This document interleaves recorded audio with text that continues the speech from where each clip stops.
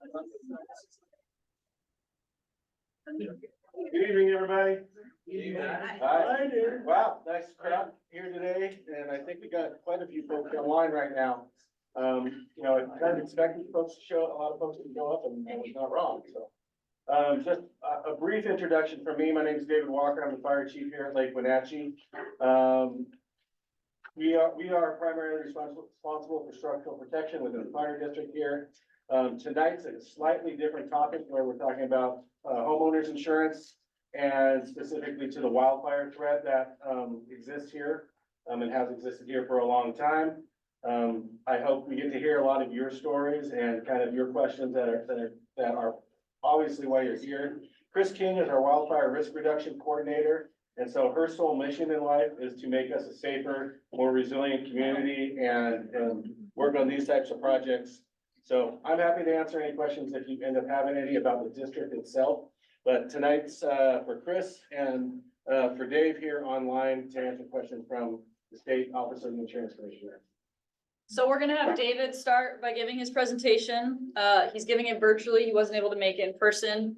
And then we'll do a Q&A after, both with the folks online. And then we'll probably, if you have a question, either give you a mic or have you walk towards the front. But with that, we'll pass it off to David. Okay, well, thank you very much. Good evening, everyone. Thank you for the generous invitation to be with you tonight. I am David Forte. I serve as the Senior Policy Advisor at the Office of the Insurance Commissioner. Just a little bit of background about me and kind of what I do at the OIC. Part of my job is to provide technical assistance on legislative bills, and I work directly with the state legislature to amend the insurance code. I also lead agency staff on regulatory rulemaking efforts for property and casualty issues. Another part of my job is to advance the commissioner's intent on policy issues like the importance of wildfire mitigation. Another critical assignment for me is to monitor our property and casualty insurance market so we can better understand what you are experiencing. So I'm very grateful to be able to have these conversations today. Let's take a look at this intersection of wildfires and our property insurance market. And I'm really looking forward to the questions and the discussions that come up afterwards. After this brief little background info, we'll move into Q&A, alternating between folks in the room and then anyone online that has comments or questions. And I can talk a little bit about how we can kind of coordinate that to make it seamless. So, okay, let's get going. So for background information, just for foundation, we need to discuss some basic insurance info. Insurance is a way to manage risk and to create financial resilience. When you buy insurance, you purchase protection against an unexpected financial loss caused by a possible event in the future. There's really 5 basic methods of managing risk. You can avoid, you can prevent, you can retain the risk, you can spread the risk, and you can transfer the risk. The use of insurance is when one transfers the risk to an insurance company. The main risk management tool of insurance companies is risk spreading, sometimes called risk pooling. And risk pooling is when you combine similar risks into a larger group. The larger the group, the better, because you spread the cost of the risk out to many individuals. And now the burden of that loss is not on one person, it is spread out across the many.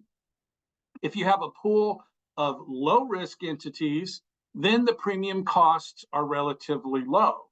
If you have a small group of high risk entities, then the cost will be very high.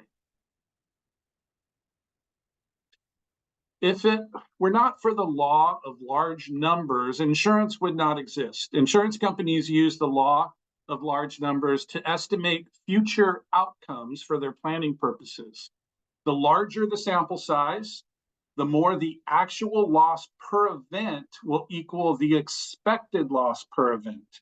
So in order for the law of large numbers to work, the pooled exposures must have approximately the same probability of loss. Insurance companies use historic claim data to predict future loss. This is an important concept that we're going to want to remember in the next few slides. relating to global events that are putting pressure on our property insurance markets. So some things you can control with your property insurance. There's many things you can't control. And the global impact of how the rise in costs relating to weather and wildfire-driven events, it's really become staggering to the insurance industry over the past 15 to 20 years.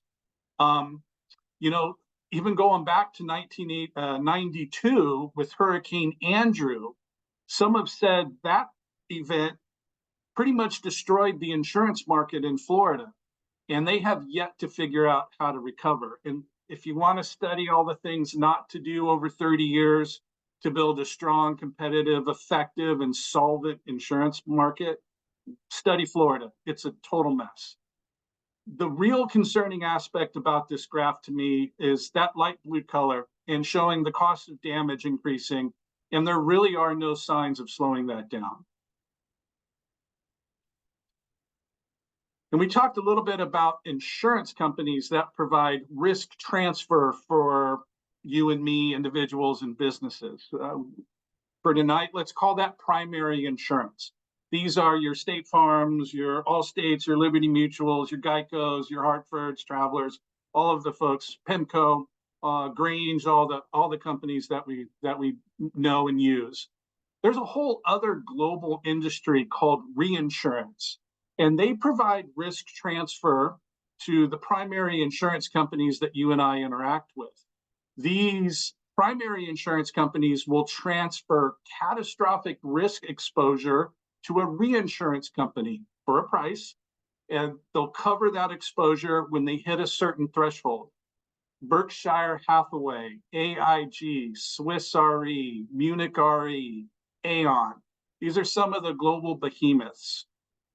So for example, if an insurance company has a $1 billion catastrophic risk exposure, it will cede a portion of that risk to a reinsurer for a price. So let's say the catastrophe occurs and the claim payouts reach over $500 million. The reinsurer would then be contracted to cover all losses over that amount up to the $1 billion mark.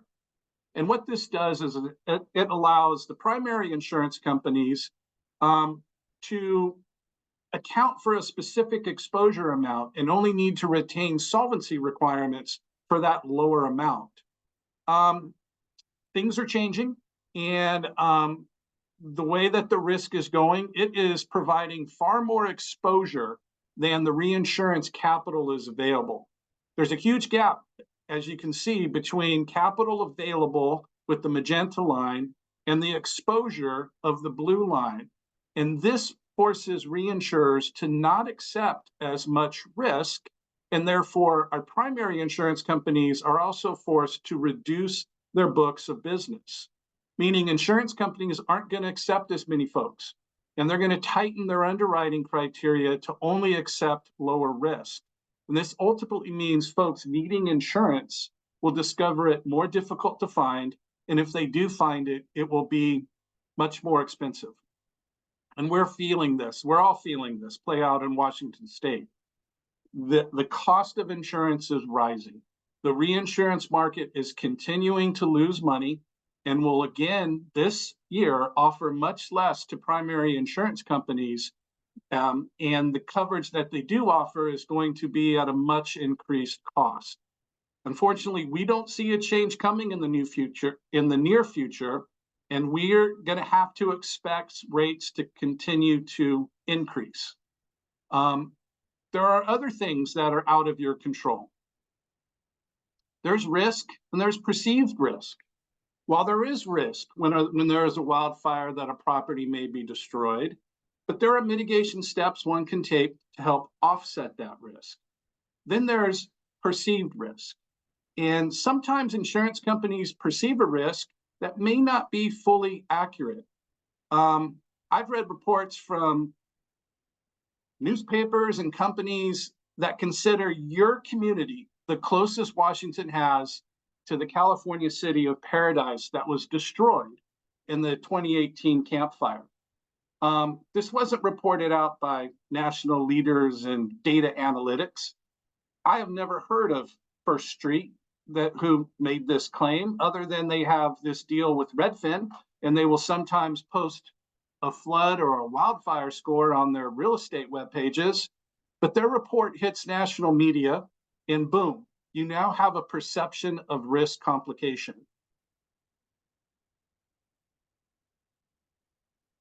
So what Paradise's, California's, that whole campfire incident, what that did, and matter of fact, one insurance company went insolvent because of that fire, and others were severely financially strained. So when a community has been labeled as the next Paradise, it means to an insurance company a risk of insolvency in its future existence.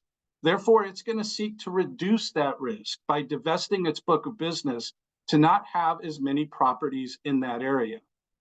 I am sure some of you have received non-renewal notices over the last 4 or 5 years. I know you've been with that insurance company for many, many years. That feels horrible. The company accepted your premium dollars just fine all those years. You never had a claim, and they non-renewed you. You feel abandoned when you get that notice. It's important to understand the insurance companies all consider risk uniquely and differently than each other. We strongly recommend that you continue to shop around to find the company that finds your risk more acceptable than other companies. They're different. I promise you, they all see your risk very different than their competitors. Data shows at the OIC, for those that were non-renewed, almost all of you were able to find coverage with another company. We know it was going to be more expensive though, and that hurts the budget.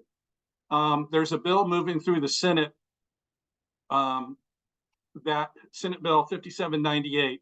What this bill would like to do would like to extend that 45-day notice to 60 days to provide consumers an extra 2 weeks time to help them find new coverage when they get jammed up. For any folks that have not been able to find insurance coverage, the insurance commissioner created the Washington Fair Plan. These are very basic plans that will satisfy a bank loan requirement. They're not really meant to be replacements to policies in the regular market. It's really used as a transitional tool to make sure that that you can maintain compliance with your mortgage.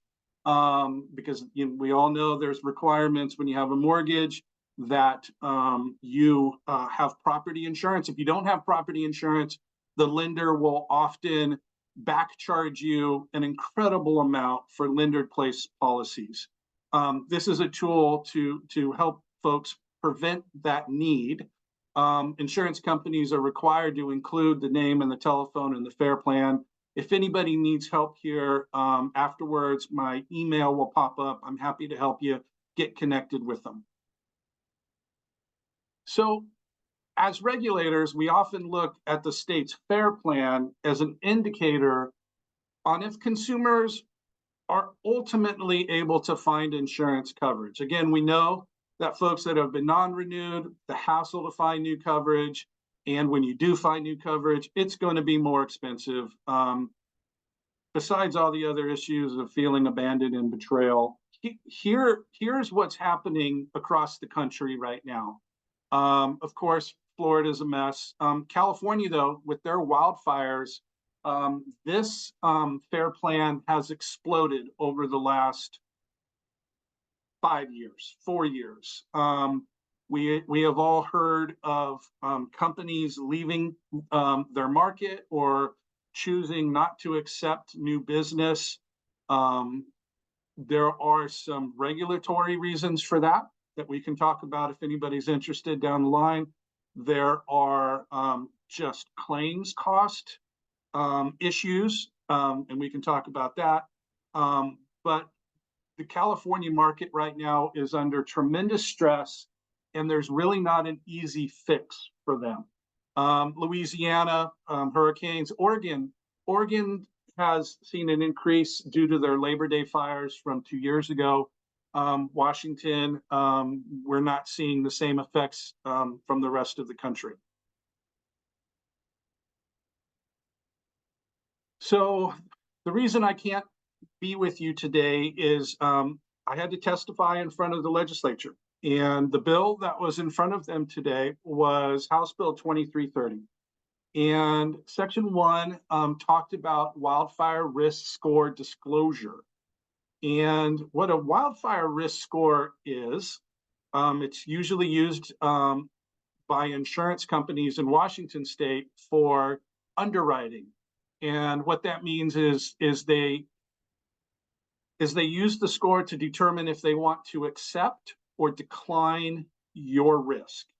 And these wildfire risk scores, they're usually created by property data companies like CoreLogic, Moody, RMS, VeraRisk, Milliman's. They take their data, and what they do is they consider not whether a wildfire is possible in your area, but what's your risk when there is a wildfire in your area. So it's a little nuanced and a little different. What this bill wanted to do was to require the insurance company, when they cancel or non-renew or decline you if you're out shopping for coverage and they say no thank you, to provide you, if they used a wildfire risk score, some companies do, most companies do, not all, then they have to tell you what that risk score was. They have to tell you what the range was, because some of them go from 0 to 100, some of them go from 0 to 30. And then what we thought was pretty cool is they have to tell you how you can improve it. And we just strongly feel that consumers that have more knowledge about their wildfire risk are going to take the steps that they can to protect their property. And so we thought that was a good idea. There was an appeal process where you could ask the insurance company to review new information. We often hear, you've done this great mitigation work. The insurance company didn't even care. They didn't even care that we did it. No one came out to look at it. They didn't re-look at our property after we showed them the mitigation work that we did. This bill would have required them to re-review the information. And then they were going to provide us data because we don't collect the non-renewal notice information. We don't know how many non-renewals are because of wildfire or other reasons. And there's lots of other reasons why insurance companies decline risks. And it's not just because of wildfire. So we were looking forward to this bill moving. At the hearing today, the prime sponsor of the bill informed me for the first time and the rest of the committee that she's changing the bill. So this section is no longer going to be there. It's going to be, I think she said, a study of the insurance industry, the OIC, DNR, and somebody else. So I haven't seen the language, so we'll have to wait and see. But we were looking forward to that. So as your communities are working with Firewise and NFPA standards, they're important. You guys know how important they are. But for insurance, your individual property is much more important than what's happening in your community. Your community, to get a Firewise designation, correct me if I'm wrong, but not all folks have to participate. It could be a percentage of folks that participate.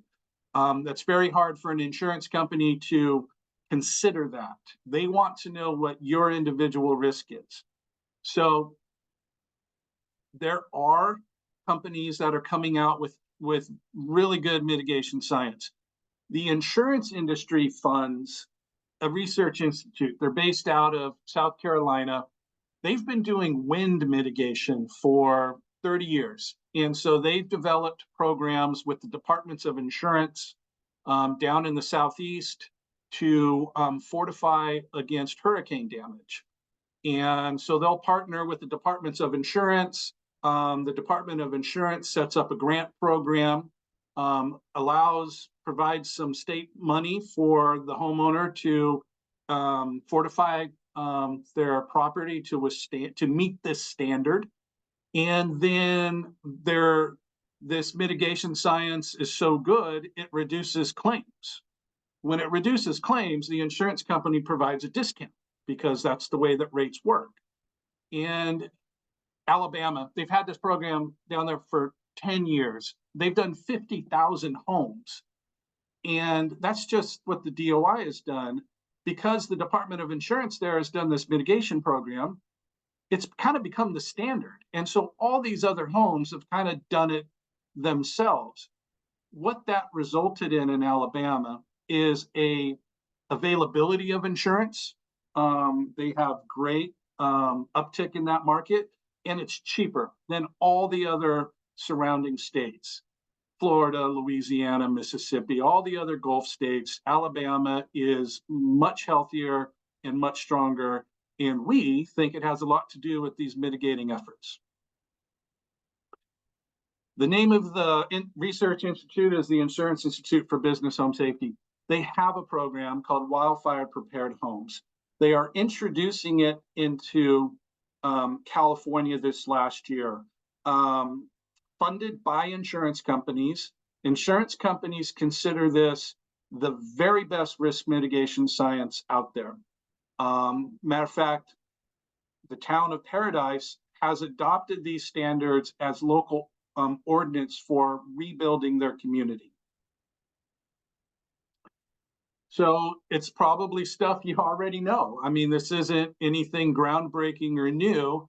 They have just developed a program where it can be certified every year, which is important when you think about insurance premiums. You know, the insurance companies are going to want to know that you're continuing the wildfire mitigation efforts. We all know it's not a one-time thing, it's an annual effort.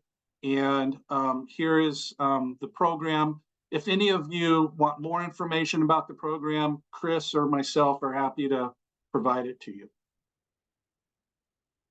The second part of the bill that I testified out today created this Department of Insurance grant program. It would have allowed the OIC to work with you folks to provide state funds for you to certify to that standard and do some of the efforts that would help your home be recognized as fully wildfire prepared. This was changed. This was changed today, new to us, and the bill sponsor wants this program to be with DNR now. So we would not be involved.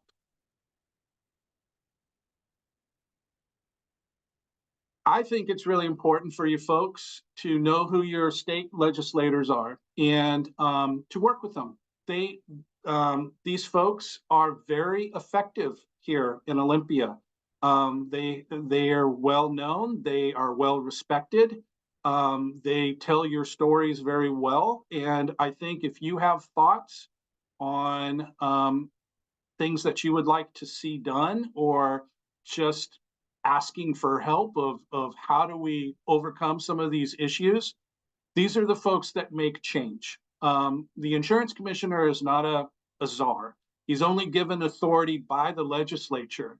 And if he doesn't have authority to do things, or she to do things, they won't do them. They can't do them. So these are the folks I really encourage you to interact with. And there's my office number and my email. And I really welcome anybody if they would like some further information, or if they think I can help them in any way, I'm happy to try. And thank you, Chris. And we could start with any questions and answers. I can say for folks online, if you could use the raise hand function, that will notify me and I'll pull you to the top of my list, and we can kind of start weaving you in and out of the room. If there's anybody on the phone using just calling in, you could use *9, and it'll also give me a signal that you'd like to talk. As we go back and forth, for the folks online, I'll call your name. And if you would, go ahead and unmute yourself and turn on your video if you want. Keep your video off, it doesn't matter. And then just go ahead and begin your comments. So Chris, I'll hand it back to you. Thank you. We do have a question right away if you're ready. Absolutely. Hi, thank you. Melissa Sternhill here. We live in Eniat, Washington. And I appreciate all your help and disseminating this information. The question is obviously we and probably almost everybody in here is working with the DNR and the Cascadia folk for the funds that you're talking about. And so, I mean, I don't see a problem with part two. The question we had, or the concern we had is how are those hands all gonna meet and touch base, right? So that once, you know, we're already working on and working with these folks, you know, who's gonna come and, as you call, reevaluate our property, our home, or mitigate for us once that's done, because so far we haven't had anything. So I've just tried to reach out to anyone I can. But a lot of these homes, especially way up there, you know, nobody's come back to reevaluate them. There's been some notices, but, you know, so I think that's one concern. Does that make sense? So I think so. And let me ask a clarifying question. Are you talking about who from the insurance company is going to inspect the property, or who from DNR for grant funds? Which entity are you asking about visiting? That's a really good question. And, so, yeah, no, I am talking about, you know, the DNR who comes and they go over what we're to do. And once the funds get approved and we do the work, you know, we haven't seen anybody from insurance even remotely interested in coming to check out the house. We got insurance, you know, without anybody coming to find the house. And the one time somebody did come, they went and took pictures of the wrong house. Yeah. And so, I mean, so my concern is rightly so, nobody's been out there. And when you talk to State Farm farmers, whatever it is that you have, they don't know who's supposed to come out. We were told Wenatchee Valley Fire Department, you know, was supposed to be right. And I said, no, they aren't. So anyway, there's a big gap in knowledge, I think, amongst insurance agencies and you guys. Sure. So we're not DNR. We don't have any, I don't know. I can't answer anything about what DNR does or who's responsible or what they've done in your communities in the past.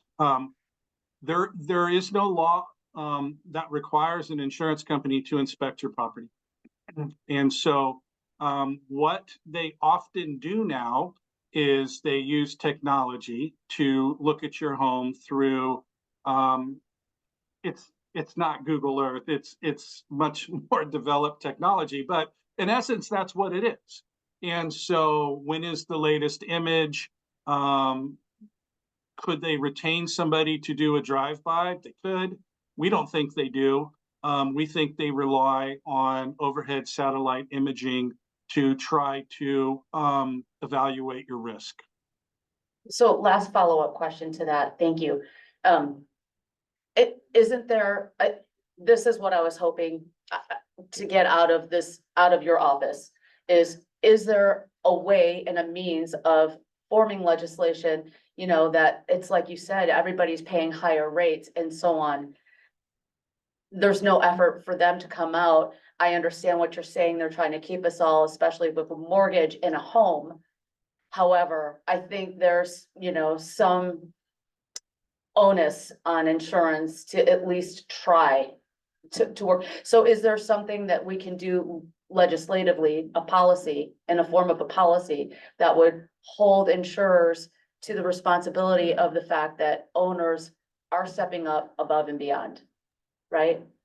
So the legislature is quite powerful. They can do almost anything. And so your answer to your question is yes, you could create a law to do almost anything. And again, we're just an agency. We're only given our authority through the legislature giving us authority. There's no law or requirement right now for any insurance company to come inspect your homes.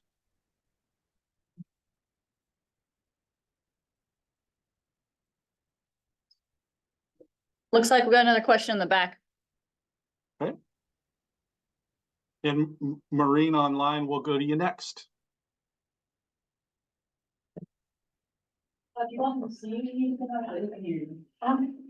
Hi, David.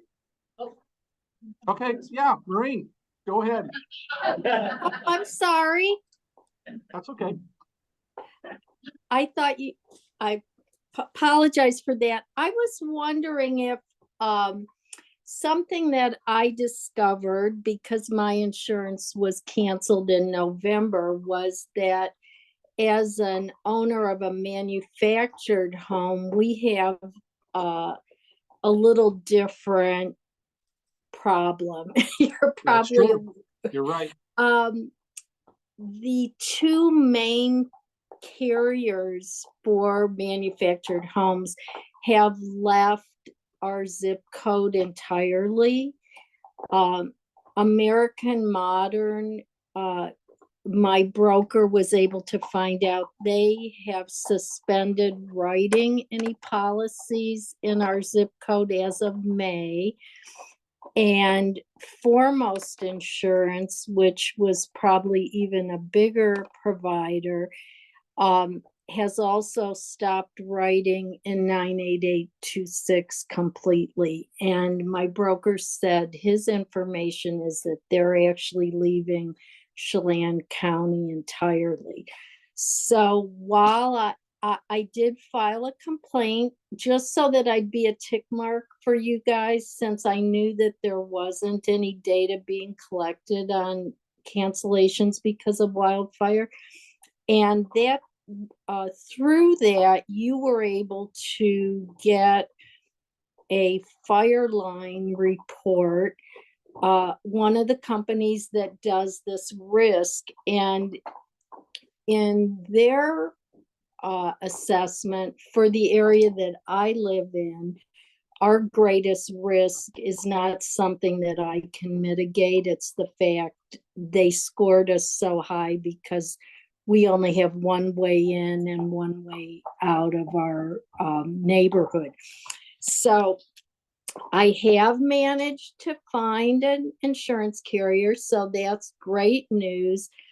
But in the meantime, I did go through the application process for FAIR and was told by the inspector that came out that they used to get maybe 2 to 4 requests to do home inspections, but they're now being inundated. And so I was wondering how recent the count of 130 was for, because my sense is maybe we're kind of the canary in the coal mine, and that I know, as you were saying, in California, the situation has gotten catastrophic and they were getting 1,000 applications a day.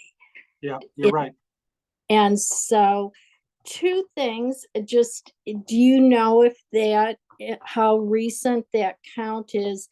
Yep. And is there any way that, I know there are like 132 or something companies that are licensed to provide insurance in Washington. There's no way that I'm aware to tell if they provide coverage to manufactured homes. And is that anything that can be requested so that insurance companies would include that? Or I don't know. Yeah. So let me see if I can attempt to answer some of these. Manufactured homes are uniquely different than regular constructed homes. Insurance companies on the foundational side just consider them more risky and actually more costly to repair. Their sizes are unique. They're not standard construction.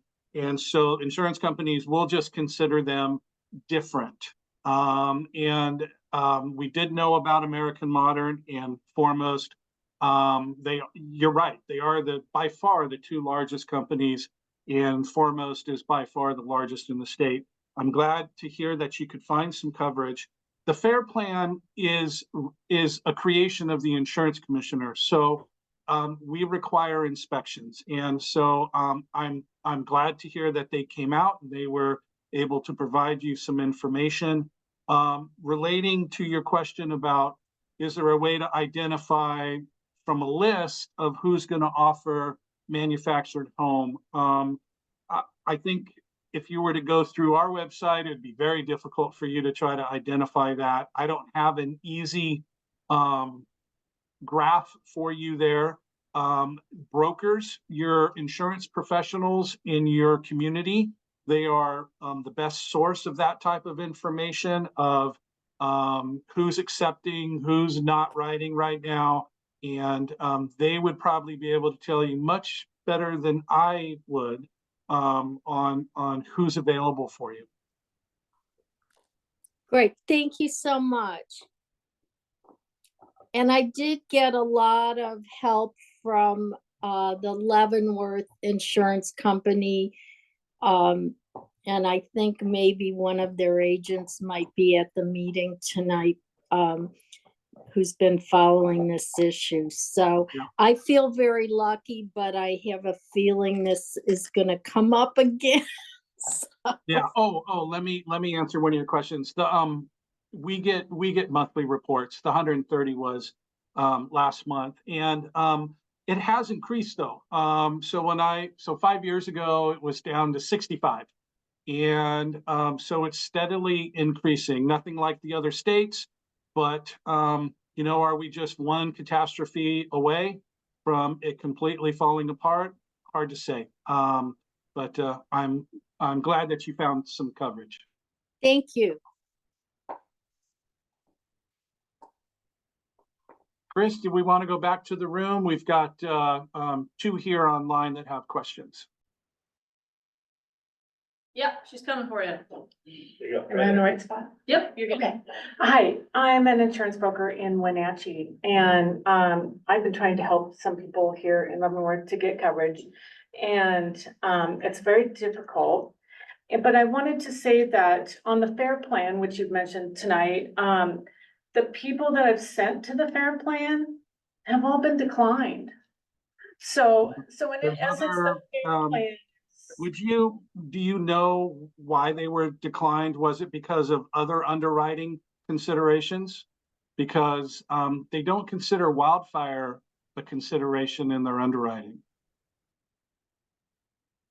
So I think one of them had trees they considered too close to the house, maybe, and the other one, I don't think that was the issue. They just declined them. It was a manufactured home. Okay, good info. Thank you.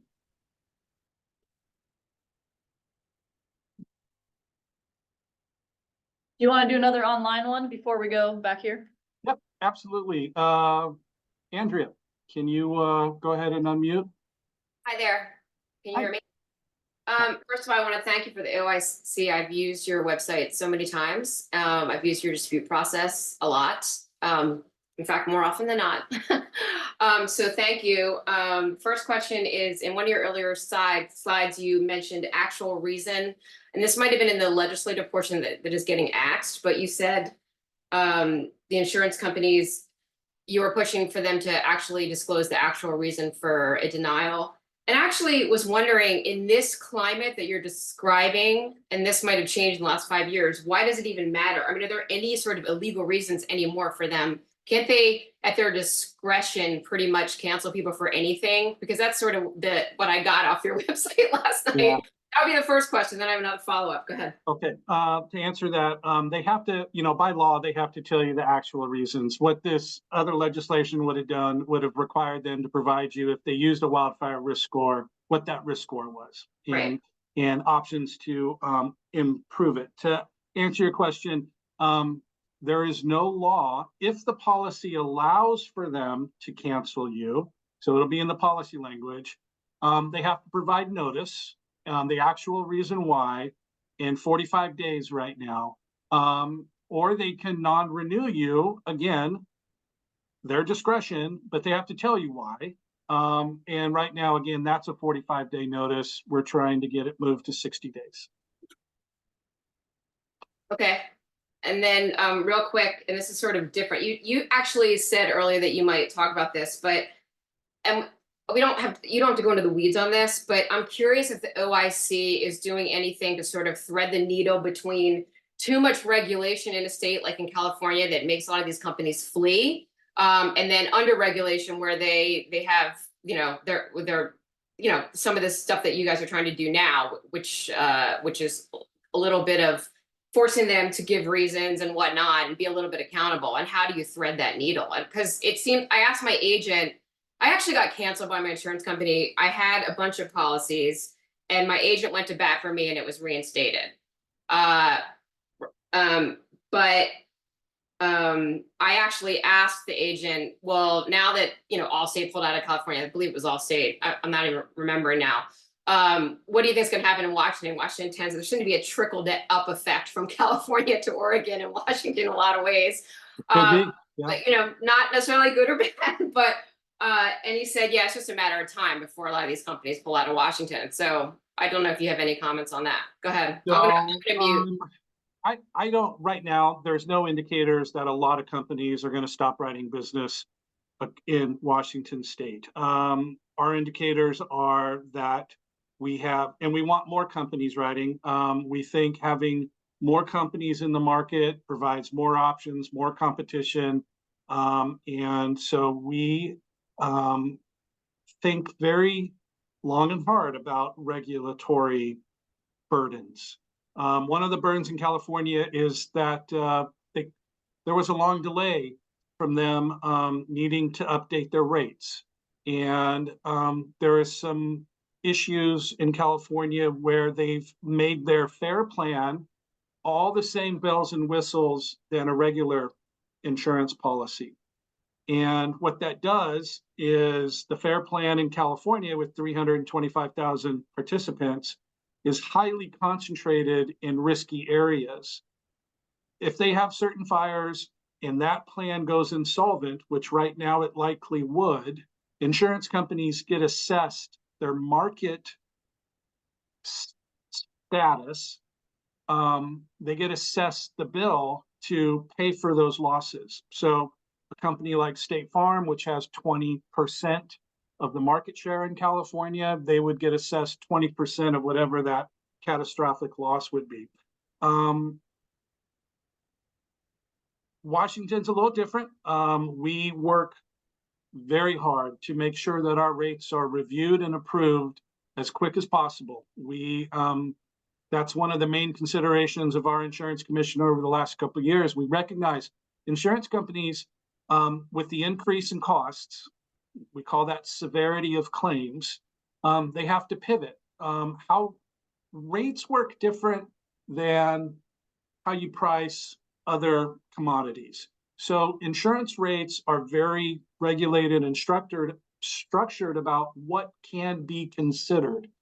The most important thing is they need to have enough money to pay all the claims. They have to project for the next years, how much money does the state of Washington need for us to make all of our liability requirements to pay our insured. They're allowed a consideration of fees and taxes, and then there is a profitability. They're allowed to have profit. And in Washington state, it's capped at 5%, and that's underwriting or investment. They have to show that.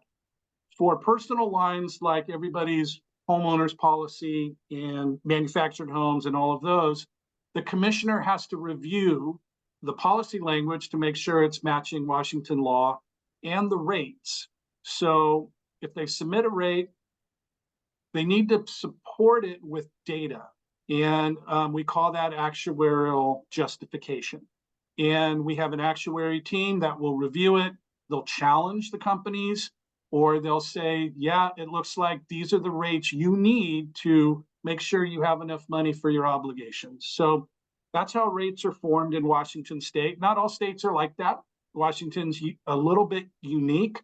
Some states allow insurance company to use a rate, and then they just file it with their commissioner for like notification reasons. Here's what we're using.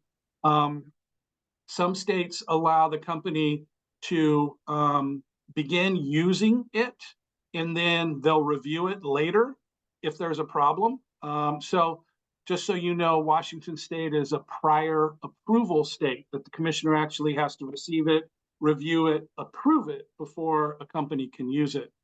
That could be a problem if the company is needing their rate changed so quickly that our 30-day, 60-day process isn't available, isn't good for them.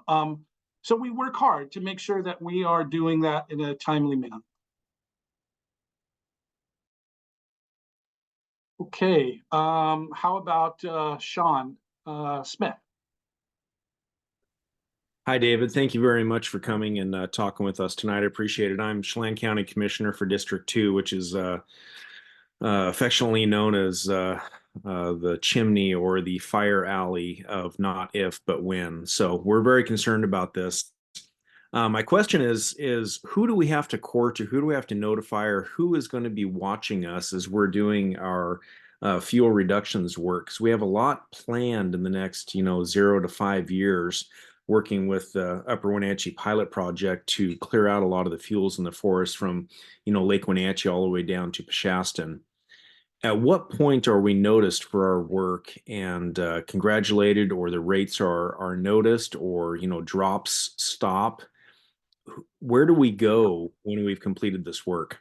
So interestingly, insurance companies don't use wildfire risk scoring for rating. Really what we want to do, and we're happy to work with you and all of your residents, is we just need to spread the word. So these risk mitigation or these risk score companies like the Verisk, the RMS Moody's, the Millimans, CoreLogic, they know, and they update their models, and they claim they're monitoring things and updating it. But I really recommend that we're proactive. We tell them what's happening. We provide them data to show them what's happening, and then get them to update it. I just don't think it's a good idea to just rely on their word that they're updating them. Well, you said earlier in your presentation that they use a lot of mapping from satellite. Do they ever get boots on the ground and confirm that work is done, or say, hey, we're going to go to bat for you in this area, or we're going to go, to the insurance commission and say they have completed work that is necessary to reduce the risk? I've not heard them doing that. Remember, these are national data companies. Our actuaries internally think it would be a great idea if there was a public risk model. This is just for Washington, where maybe the state would fund actuarial services to create risk modeling locally for us. And then that could be relied upon by insurance companies. It's costly. The state doesn't, might not want to spend the money to do that. That's an idea that we may need to get to. But right now, I think we just have to be proactively getting the word out. And we have contacts in these risk modeling businesses. If we were to know about it, we'd be happy to facilitate that information delivery to them. Great. We don't regulate them, though. That's the other thing, Sean. We don't regulate them. So these are third-party vendors of insurance companies. Yeah, that makes it difficult because little guy has a very difficult time selling their conditions to an insurance company and convincing them they're a safe bet. And like you say, the more that's in the pool, the thinner, the cost goes out to everybody. But when it comes down to risk, all of us are at risk depending on what the neighboring property looks like. So there's that big push as well, that everyone monitors each other's property as well and helps out where they can. But we're getting ready to spend tens of millions of dollars through this corridor, this fire corridor, and we need to get credit for that somehow so that our residents actually have the opportunity to get insurance going again. Agree. Please contact me in any way, and offline we can try to figure out a way to spread the word. Great. Thank you very much for your time tonight. Appreciate you doing double duty and working late. Yeah, no problem. Happy to do it. Got another one in the room. Hello, Dave. My name is Bill Ham, and I'm a part-time resident of a community here in Plain called the Ponderosa. It's a recreational, and Ponderosa has predominantly part-timers, but there are a significant number of full-timers. And years ago, when the Firewise program was started, it was advertised that this would help us to lower our insurance rating. So our community, the Ponderosa, went full blast into the certification for Firewise. They thinned their green belt and their common areas significantly. And then they encouraged the homeowners to get certified. So I had the inspection, they came out, they looked at my house, all the things that needed close immediate attention, I complied with. There's 3 trees that were eventually taken down. So I have that certificate, though. The Ponderosa receives an annual certificate of Firewise.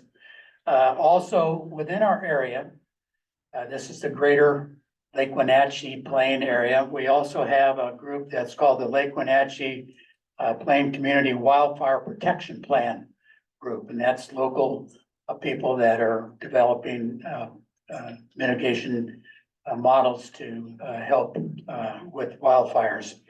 And then 2 years ago, my homeowner's insurance went up. I'm a lucky one because I still have it, but it went up 57%.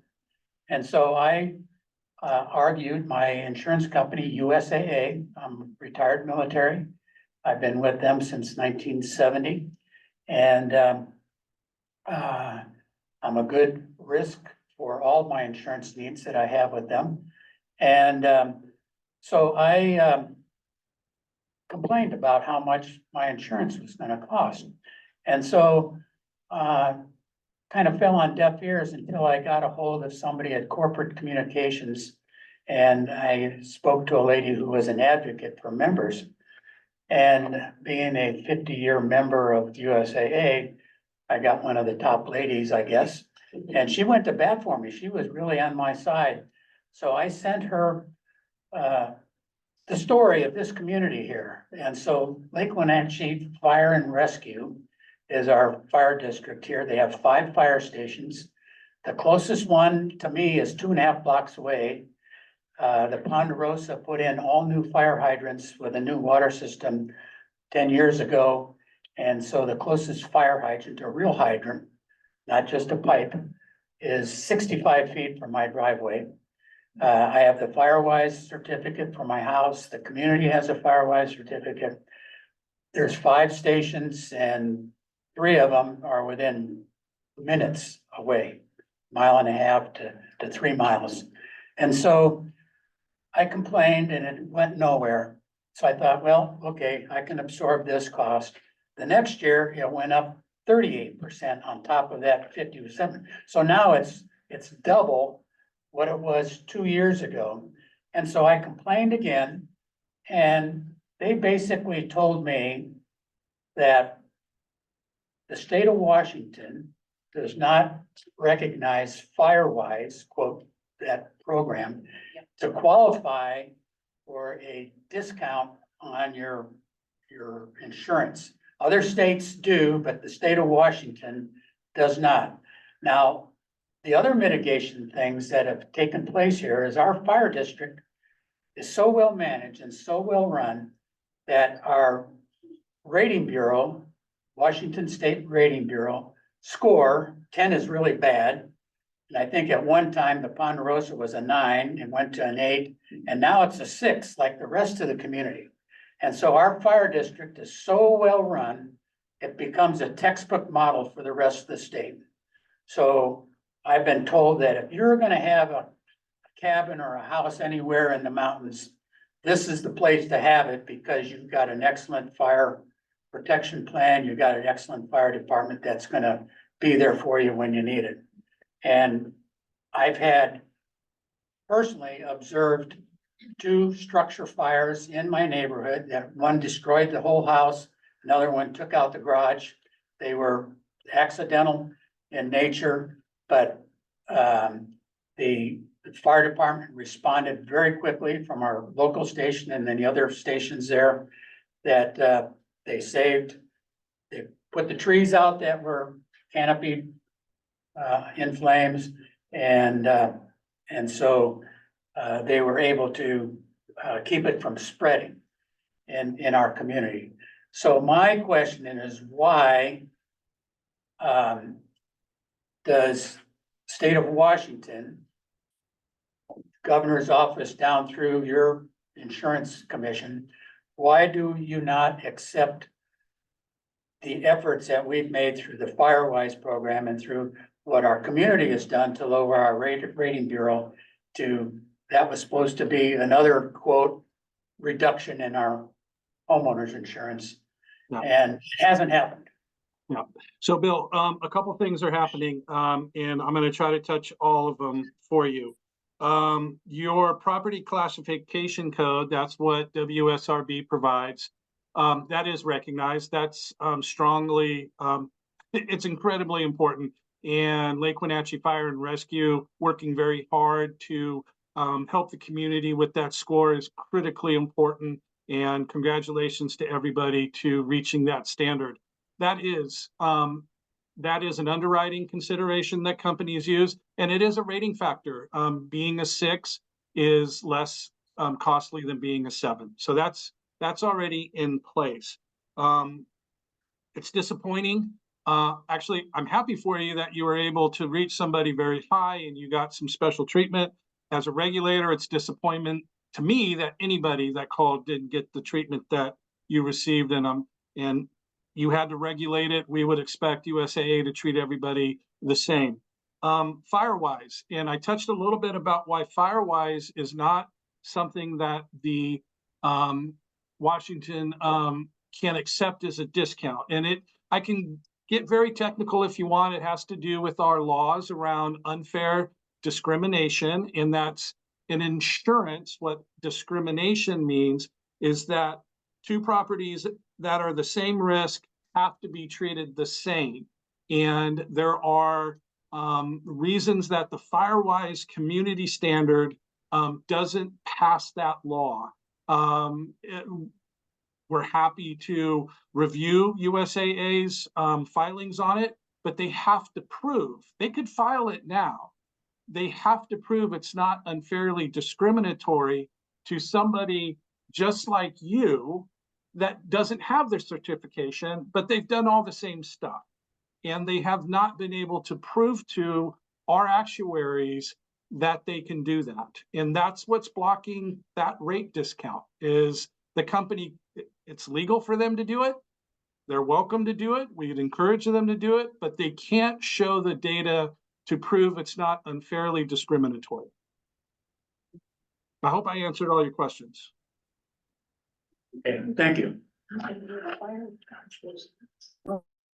Okay, how about Eric online?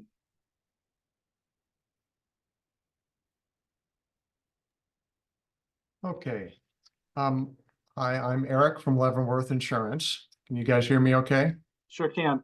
Okay, Welcome, Eric. thank you, first of all, David, for coming to do this. We really appreciate it, and for the fire department to sponsor this. I totally agree with what you were talking about at the very beginning, that, you know, a lot of this has to do with the cost of capital. And there's just a whole lot going on that is a lot bigger picture than what we're just looking at right here in Leavenworth, because as interest rates go up, the cost of capital is more expensive. And when insurance companies can get, you know, an interest rate somewhere else versus risking a whole lot to earn 5%, that also comes into play with what insurance companies are willing to do, because they're responsible for their capital. The problem in California has definitely spilled over to Washington State. And unfortunately, the insurance commissioner down there, I'll just call him a straight out Marxist in my opinion, but because he's trying to prevent the insurance companies from including the cost of reinsurance into the ultimate rate that they pass on to the customer. And the reinsurance rates have gone up dramatically because 8 of the 10 biggest wildfires in the history of the United States have happened in the last 10 years from a damage standpoint. And so not only have the insurance companies blown through their capital, but the reinsurance companies have blown through their capital. And the reinsurance companies are also looking at, well, where can I best utilize my capital? Should it be in insurance or should it be in something else? So that means that there's a whole lot of capital that has gone away. It's going to take some time for that to come back, like a number of years. And so really the only option in the meantime is for carriers to further limit their risk. And when you're an insurance company, you're always looking at big laws of numbers. I used to be an underwriting specialist with State Farm, which is as high as you can go without having to live in Chicago, which I didn't want to do. And so you're looking at big numbers here. And so, an insurance company says, hey, we've got, 10,000 homes in Washington State. How can we get rid of the, top 10 worst, highest risk homes? Well, I guarantee you when they look at that from a wildfire standpoint, everything in 98826 does not look good on that list. The insurance companies have done back data recently due to what you were referring to with satellite imagery. They're looking at satellite imagery. They're looking at slope. They're looking at fuels on your property and in the immediate neighborhood. They're looking at distance to wildland, and they're looking at distance to past historical fires going back as far as data allows for that particular area. Again, all of those metrics in 98826 are really, really not good. So you've got 98% of the wildfires in the United States happen in the top 25% of the most risky areas. In Chelan County, we're definitely probably in the top 5% most risky areas. Leavenworth is even worse. So that's the problem, and the price is just going to have to eventually find where the appropriate level is. We're having people come into our office who aren't clients and are having, premiums go up 300%, but they're being renewed. We've got other clients that are going up, 10%. There's a big discrepancy going on right now, but what I will say is that basically all the preferred companies, the admitted companies, which have to be admitted through the Washington State Insurance Commissioner to be approved, that basically almost all of them are now saying no to just about everything in 98826 from a new business standpoint. Others are also non-renewing, like Allstate and Progressive, American Strategic, American Modern, Foremost. So there's a number of companies that are non-renewing. The problem is nobody wants to be the guy holding all the hot potatoes. We've got well over $1 billion worth of replacement cost insurance in Leavenworth. It's probably closer to $2 billion, and it's not very many homes. So the value of our homes are high. Insurance companies would much rather take, 5 homes for $300,000 than 1 home for $1.5 million. And so all of these things are coming into play. It's kind of like the perfect storm.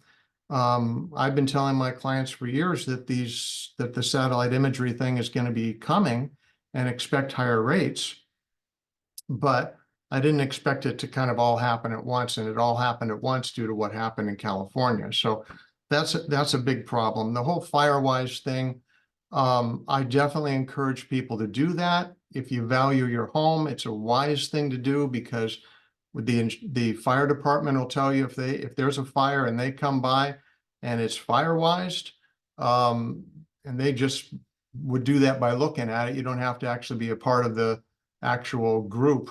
Then they're going to be much more likely to choose that that's a home that's defensible, where if somebody hasn't, they might just say, well, we don't have time for that one, and move on to some other chance, some other house that would be a better opportunity to handle.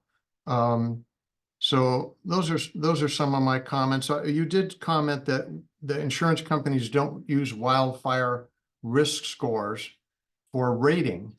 Well, I guess that could technically be true, but they're certainly making that determination for non-renewing. They're Right, not they're giving. using it for underwriting. They're Absolutely. using it for underwriting. Okay, all right. And so they're also making it an eligibility issue for new business. So if you have somebody sells their house, somebody has to get a new insurance policy. They're not going to, 90% chance or more, they're in 98826, they're not going to be in a preferred market anymore. It's going to be in excess and surplus lines. So we do excess and surplus lines, but even in excess and surplus lines now, we have a number of carriers that used to take, protection class 9 and 10, which is the only thing you could look at. How far are you from a fire station? How far are you from a fire hydrant? And now that's totally blown over by what these wildland fire scores are. And I have a problem with the wildland fire scores because I don't think that they're very accurate.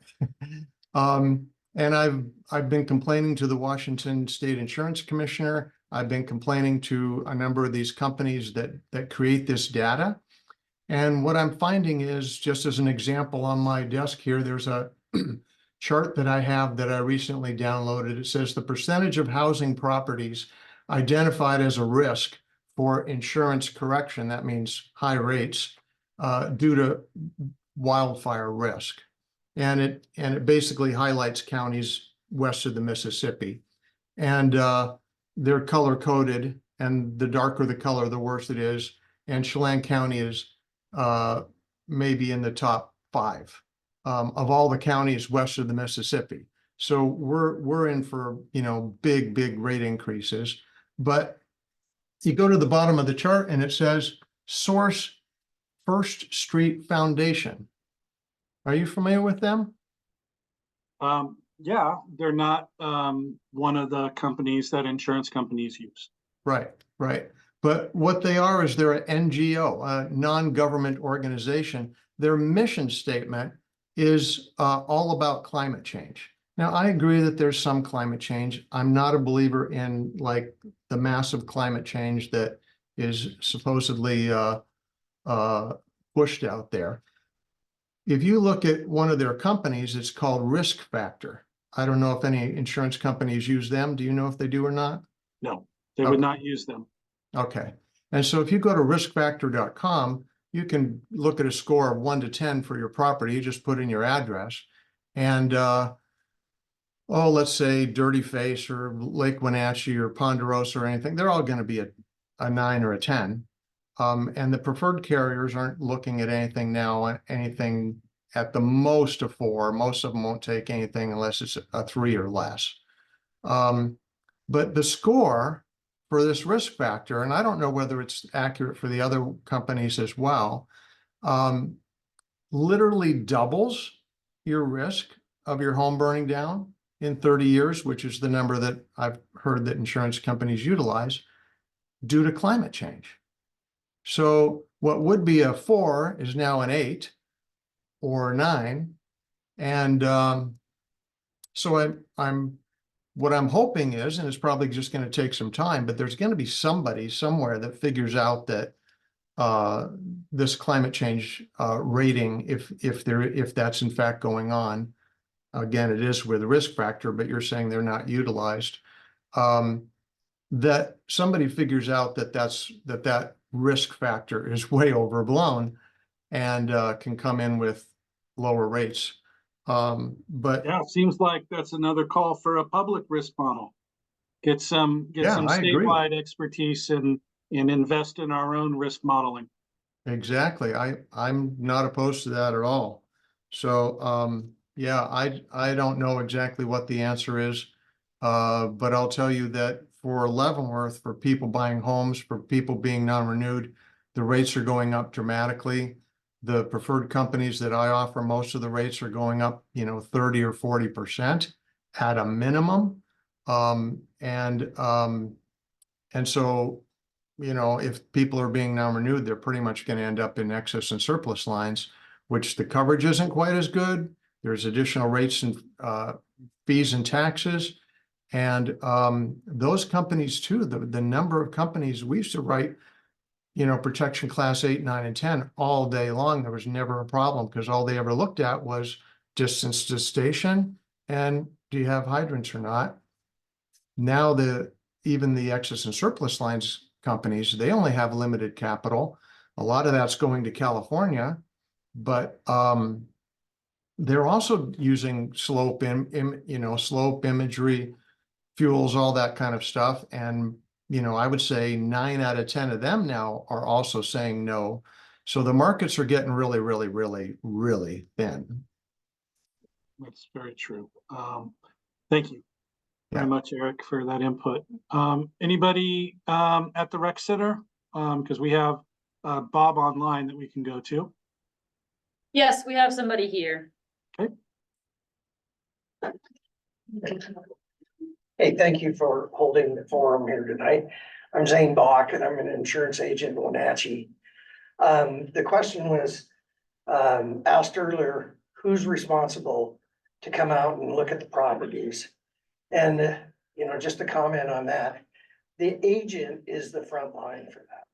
They should be coming out to your individual properties, reviewing changes and improvements that you made, and representing that and advocating for you to the insurance company. So just, they are field underwriters. They know what to look at and what to take pictures of and send to the company to better your chances of maintaining your insurance or actually attaining your insurance. So I just wanted to make that comment so people knew where to turn to. Yes, you. turn to your insurance professionals. Absolutely. Totally agree. As we get somebody in the rec room, let's go to Bob. Bob, if you could unmute. Thank you, David. I appreciate you being here this evening. I'd like to echo Sean and Bill, both of them. Our community's done a lot of stuff and they've got a lot of stuff that we're going to be doing, spending a lot of money to mitigate the forest. And, it comes down to the fact that 2 weeks ago, I got my dreaded notice that I got cancer. I live on a meadow and I've done everything under the sun to mitigate my property. It's extremely fire wise. I have a station on both sides of me 2 miles away. I think, in my opinion, if I lived in the middle of Lake Wenatchee on an island, they'd have probably canceled me anyway because they're not checking things out. And I think we need to hold those insurance companies more accountable. I'm really frustrated with nobody's ever come out and looked at my place. I've had assessments. I've had chipping. We have the best chipping around program, but Lake Wenatchee Fire Rescue, and the best fire department, rural fire department in the entire state, as far as I'm concerned. And still, they're not coming out and checking to see what's really going on out here. And what Sean and Bill were both talking about there is getting people on the ground out here and checking it out and see what we're doing, letting them know that, we are really working at this more than any other community in the state, probably. And because we're in an area that is prone to wildfire, insurance companies can cancel us just because. So anyway, that's more of a comment than a question. I'll just throw this out to the group and it's just an idea. But we're happy to try to work with folks to figure this out, how to make your community, how to make folks more aware of all the work that you're doing. And I don't know exactly how to do that, but it seems to me that the lack of information for insurance companies, they're willfully looking at different things than what you think's important. And I don't know how to do it, but you have a partner in our agency.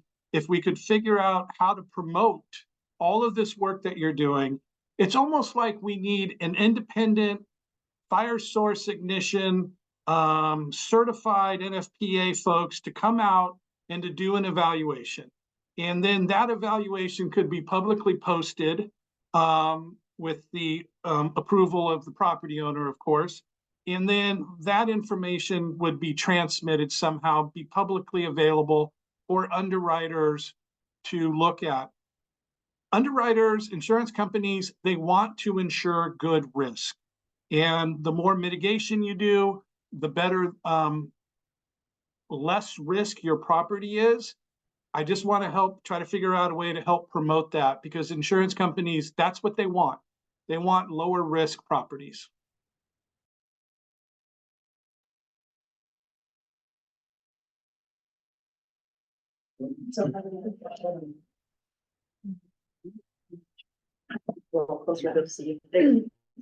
Hi, my name is Ann. I'm a retired insurance professional. I actually have several questions. So who is the individual that put forth the bills that they changed at the last minute? The bill sponsor is Representative Reeves, Christine Reeves. Okay, all right.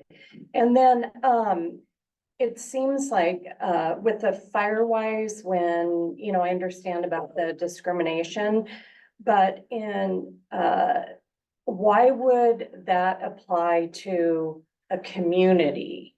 If you have a community that's gated, everyone gets the benefit of being a gated community. And if you're a Firewise community, why could it not be looked at in that respect? So I'm not sure how the insurance companies underwrite that. I would think that they would consider that a lower risk. I think Bill was mentioning specifically about rate discounts. And I would offer your community rate discounts aren't really going to be something you're going to get. We are more concerned about accessibility to insurance.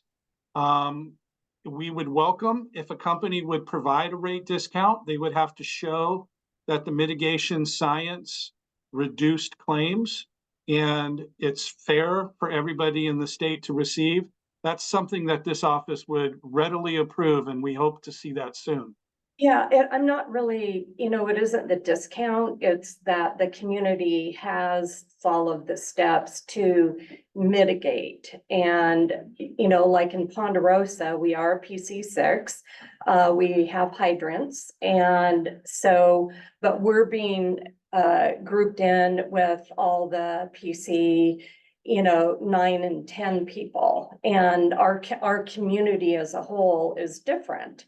So, from a Firewise standpoint, I mean, we spend a lot of time every year, removing needles. The community has a needle drop and, it should be, looked at as a community. Like in Arizona, they'll have, mobile home parks. If you have different, security aspects, the insurance companies recognize that you're like an approved park. And so, why could it not be looked at in that respect? Sure. And you're asking, why don't insurance companies look at your community different? I would offer they likely do. But maybe some of the local agents who have more direct contact with them might have a better answer. Yeah, I mean, I've been told from some of my friends who are still active in the business that the carriers are just going by the fire line score, that the protection class or hydrants don't make any difference. So yeah, that'd be troubling.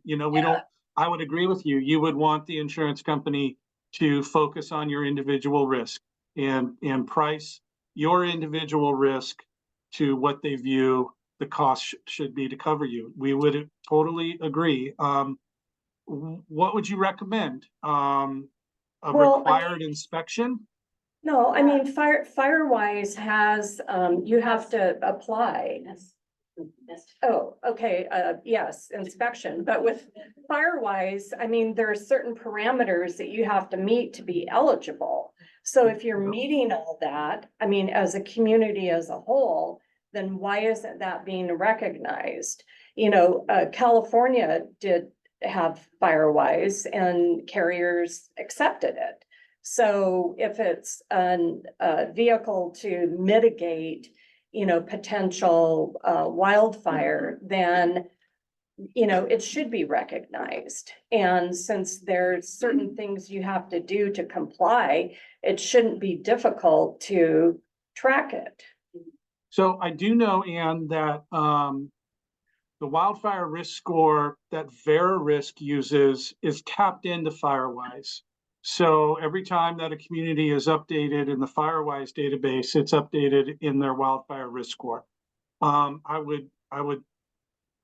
don't know about all the other ones though, because I just did an interview with VeriRisk company on how their model works. And if anybody's interested, there's a link on our website about that. I would agree that it's important. Firewise is critical for your community. It should, everybody I would encourage to participate in. It's our understanding that insurance companies should consider it, do consider it, but they also leave communities for other reasons too. It's not just because of your specific risk. Some insurance companies just don't want to have anybody in the valley, and so they choose not to participate there. There is no law to require an insurance company to accept risks. They have to determine what they're willing to accept, and it's not the answer I know you're hoping for, but that's just the way it is in Washington State. So, and also a footnote for California, their Office of Insurance, you know, made carriers pay claims that were clearly excluded from policies. And I think that, you know, caused a lot of carriers to, you know, reassess California. So. Yep. There's a lot of stuff that happened. Chris, you want to have a follow-up? Or Eric, I'm sorry, Eric, you have a follow-up? Yeah, so on the whole Firewise thing, I mean, I'm looking at it both from an insurance agency standpoint where I'm trying to represent my customers and do the best for them. At the same time, I'm looking at it from an underwriting standpoint because I was an underwriter for 10 years. And, you know, from the underwriter hat side, you know, it's not just one cow that's gotten out of the barn here. It's like the whole herd has gotten out of the barn. And so we've blown way past Firewise, in my view, from an underwriting standpoint. So that if you're in an area where Firewise is even going to be required, that's basically a big red flag to the insurance companies. Not that they're looking at that and tying those two together necessarily, but they're coming up with the same data somewhere else, right? Through what we already talked about with satellite and all that kind of stuff.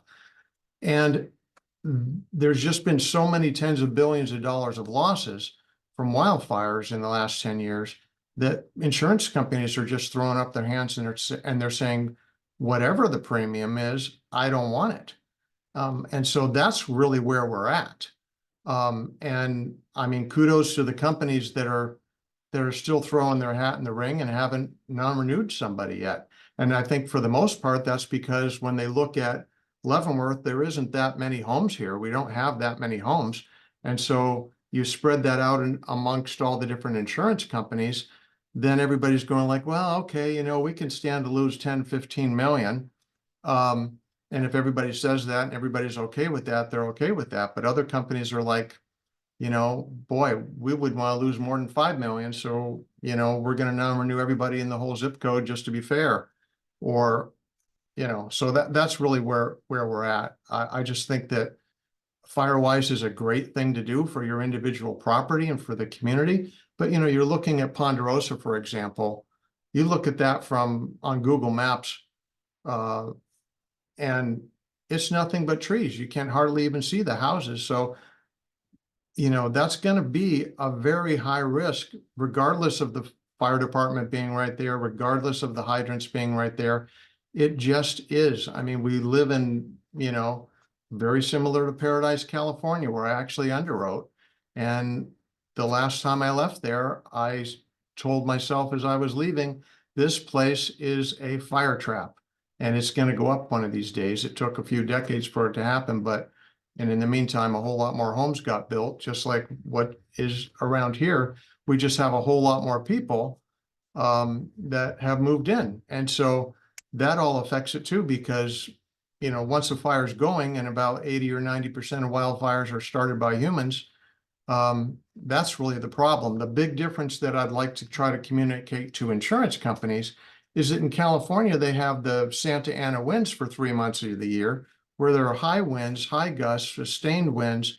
Here we've got, literally 8 or 9 days a year where there's any significant wind. But all it takes is the wrong thing at the right time, and boom.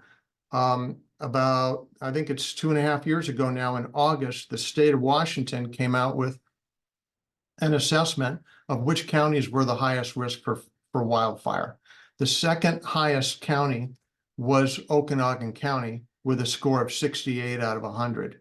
Chelan County had a score of 98 out of 100. They're the number one risk. A couple weeks after that report came out is when the fire started in Omak, which in 2 hours burned well past Waterville, which is, I don't know how far that is. It's probably something like 50 or 60 miles in 2 hours. Why? Because it happened to be one of those days where there was wind. And so, thankfully there were only a couple people killed and a couple homes burnt, but that's literally all that it takes. So, it just is the price of living where we live. It's like if you live in I was talking to an underwriter who underwrites for Florida the other day, and I said, so what do people pay for the average home if you're, within 5 miles of the coast in Florida? And they're saying, well, $10,000 to $15,000, because it's a matter of not if it's going to happen, it's a matter of when it's going to happen. And unfortunately, that's what we're looking at here too. I mean, we had fires up down the face of Dirty Face. We had fires on Nason Ridge. We had fires in Camas Meadows. We had, wildfires that burned through Sunny Slope, through Wenatchee a few years ago, up and over Mountain Home Road in 94. We've been very, very fortunate that we haven't had any severe number of losses, but most of the fires that happen here locally are all in the DNR and the wildland areas, and the Forest Service does a great job of combating those and preventing those from coming in. But I do think that we could have some, bigger buffer zones between wildland and the urban interface where houses are starting. And we could have bigger gaps in between, say, Lake Wenatchee and Plain. If there was a big fire break there that was, a mile wide or something like that, that was maintained, those type of things I think would actually help reduce the risk. But as far as I know, from an underwriting standpoint, I really don't think that that Firewise would make any difference in a rate standpoint, because you're talking about just such a small area, and Firewise has to literally be done almost every year, if not every 2 years, because then it's just completely overgrown again in 2 or 3 years if you don't keep up on it. Yeah, thanks, Eric. Chris, I think, has another question there. Yes, thank you.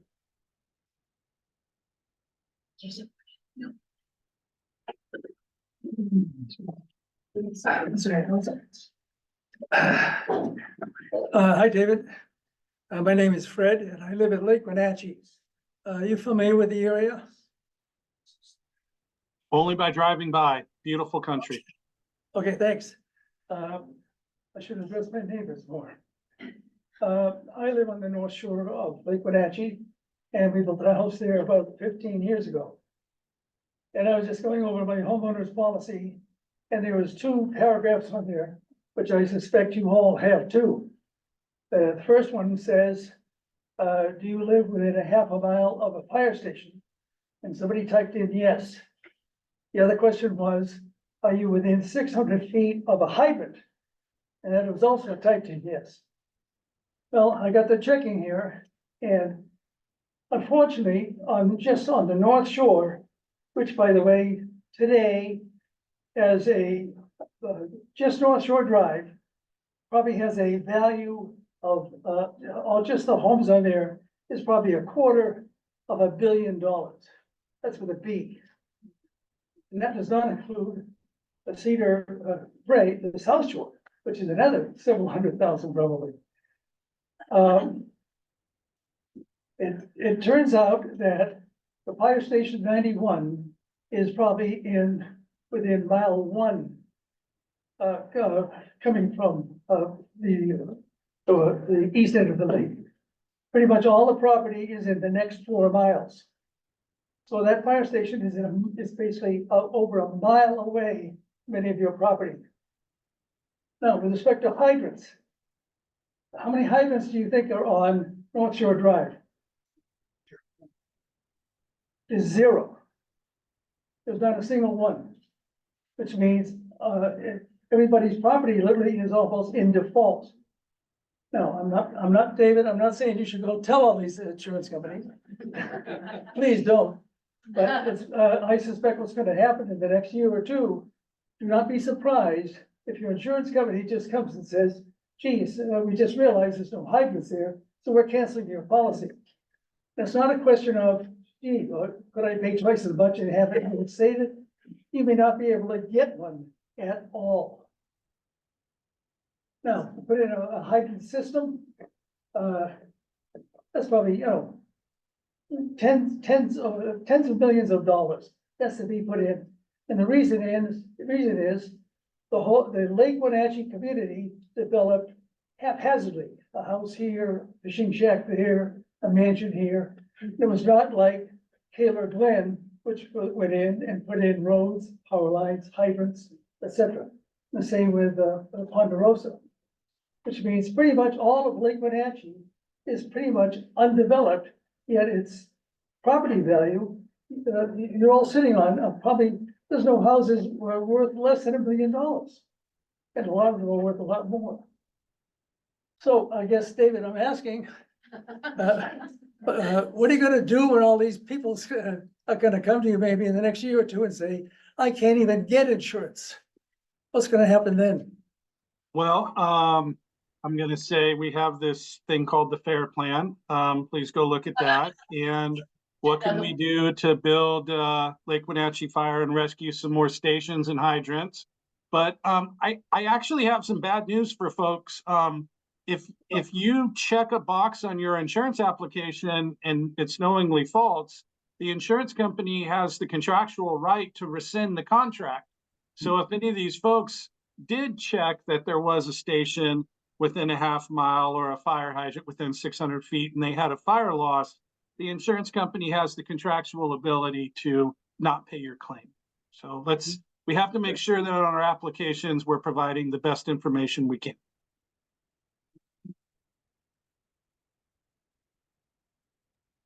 Okay, doesn't look like we have any more questions online. Any others there locally? No, okay, I so, think we're good. okay, Chris, if I could just close with this, I am going to recommend communities that are doing FireWise continue to do that important work. It is going to be a benefit for you on the insurance side. I encourage everybody to work with Chris on further mitigation.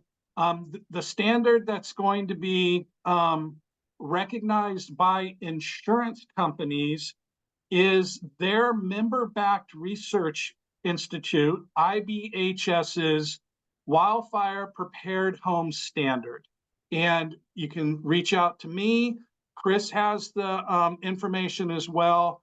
And that's where we need to be moving to harden your individual home in concert with the FireWise community efforts.